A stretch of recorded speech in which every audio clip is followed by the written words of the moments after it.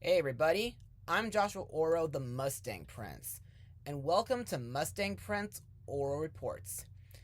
Well folks, today is St. Patrick's Day, aka the Green Day of the Year, and for this episode, I've got something very special to share with you today. Of course, today's movie not only features something green, but it's a sci-fi comedy that was released during the late 90s, and it's from Disney. That's right! Released on November 26, 1997, the movie is Flubber. Now, on for the plot of the movie. Professor Phillip Brainard is experimenting with new kinds of energy, and he thinks this project will save the struggling Medfield College, where his girlfriend, Dr. Sarah Reynolds, is president. But when he discovers a lively rubber-like substance, which he calls Flubber, he gets so excited that he absent-mindedly misses his own wedding. Sadly, Sarah dumps him, so Brainard tries to use his discovery to win her back. Unfortunately, the mischievous Flubber seems to have a mind of its own, and it attracts the attention of a ruthless millionaire who wants to close down the college. So, what do I personally think of the movie? Now, in my opinion, this movie is one of the funniest live-action comedies from my childhood. I don't care what anyone says. This is a really funny and enjoyable movie, despite the fact that it is a little dated to today's standards, but who cares? Anyway, let's move on to Mustang notes. Now, this film is technically a remake of the 1961 film The Absent-Minded Professor, which I have not seen yet due to my inexperience with old live-action films. The movie was directed by Les Mayfield, who had previously directed Miracle on 34th Street, and it was written and produced by John Hughes. By the way, while many gags are established men from the 1961 film, Hughes rewrote the original Bill Walsh screenplay, which was based on Samuel W. Taylor's short story, A Situation of Gravity, originally published in the May 22nd, 1943 issue of Liberty magazine. Though Walsh died in 1975, he received posthumous credit for the script. Now, to me, that's real dedication. Filming began in San Francisco on Treasure Island in Building 180 and Hangar 3.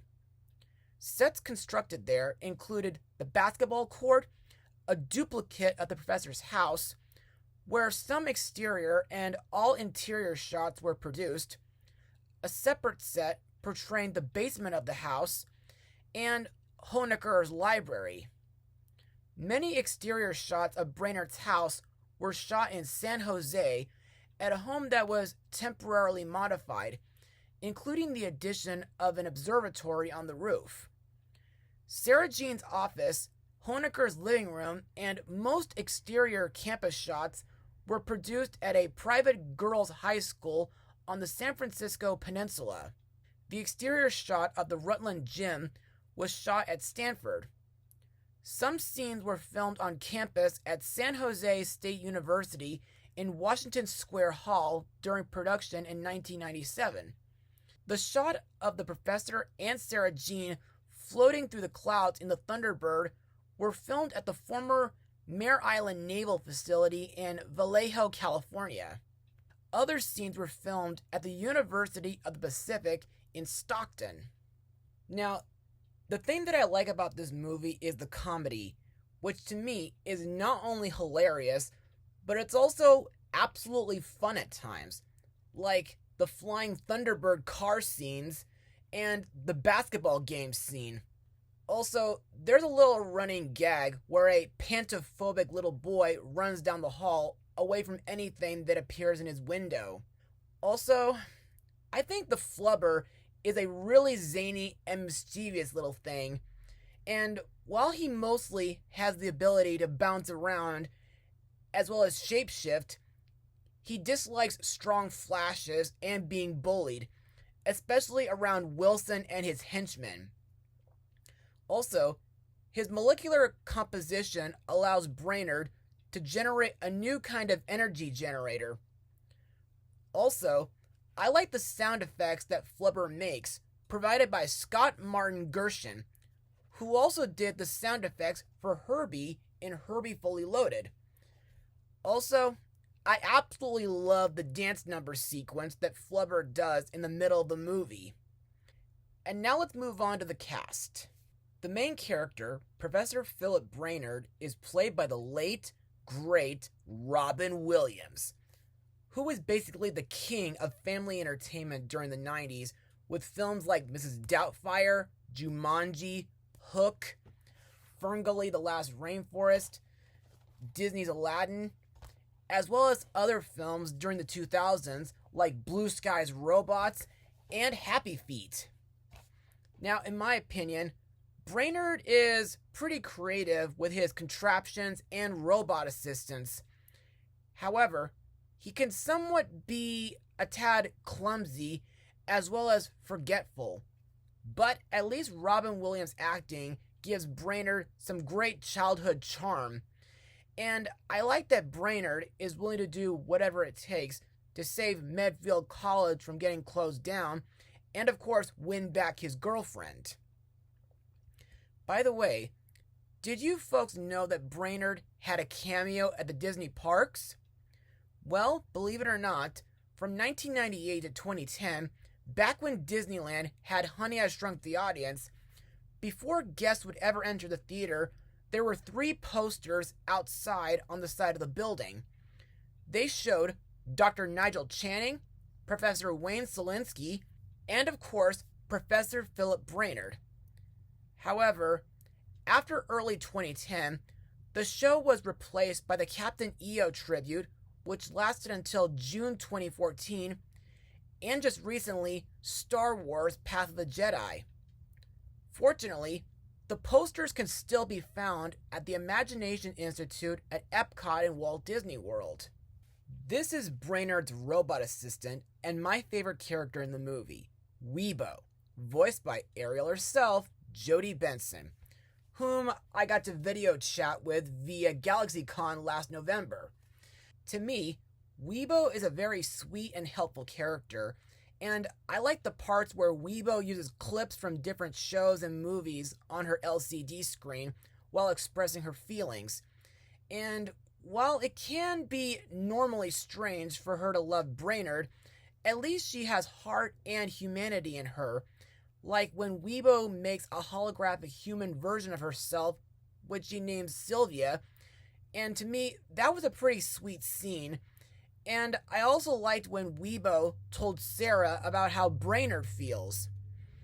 Also, I thought Weebo's death was absolutely heartbreaking, but at least she gave Brainard a blueprint for her daughter, Weebette.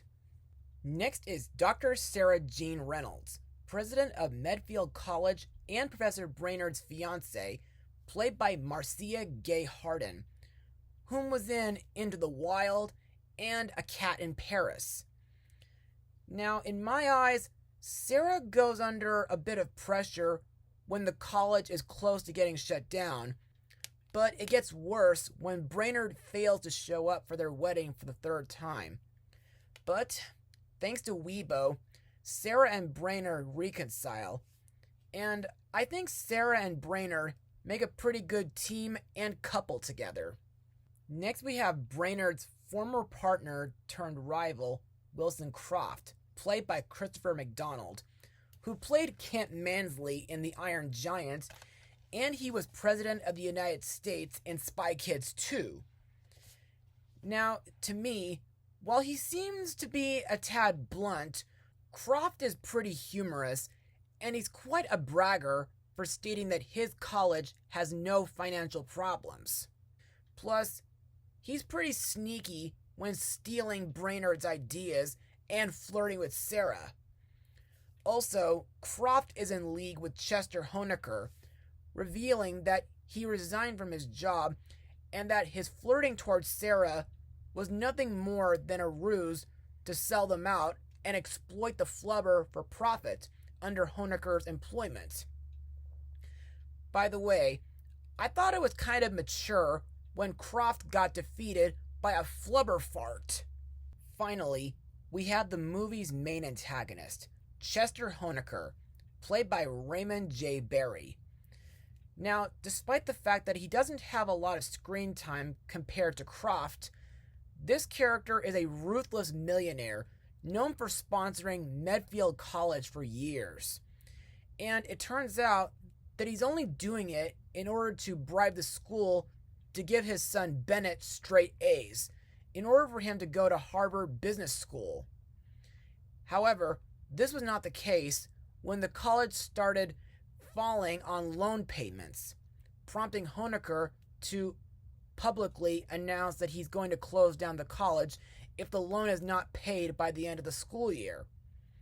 But after learning about Brainard's plan to use the Flubber in raising enough money to pay off the loan and save the college from closure, Honeker sent his security guards, Smith and Wesson, to break into Brainard's house and steal the Flubber, and of course, they're the ones responsible for breaking Weibo.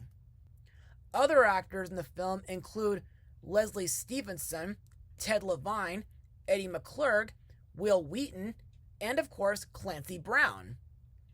And now let's move on to my final words.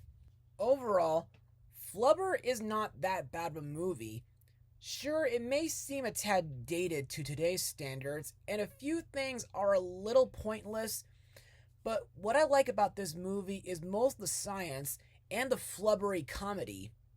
Plus, I absolutely love Jodie Benson's performance as Weibo, and while Robin Williams is no longer with us as of 2014, he's still one of my favorite comedians, and hopefully someday, now that I'm older, I should take a look at The Absent-Minded Professor on Disney Plus, if it's there, that is. Also, I think this is a decent and underrated movie to watch on St. Patrick's Day. So, if you folks get the chance, gather your family together and watch it. And trust me, it'll make you laugh, smile, even cry. As for my rating, I'll give Flubber a 77% out of 100. Well, that's all for now. Be sure to join me next time. Mustang Power. Oh, and happy St. Patrick's Day. As I look at the ground, I look at the sky, I ask how come, just gotta know why. So much to learn, so much to find, reading about science is blowing my mind. Science. It's in the order, it's in the tree. Science. It's in a leaf and it's in me.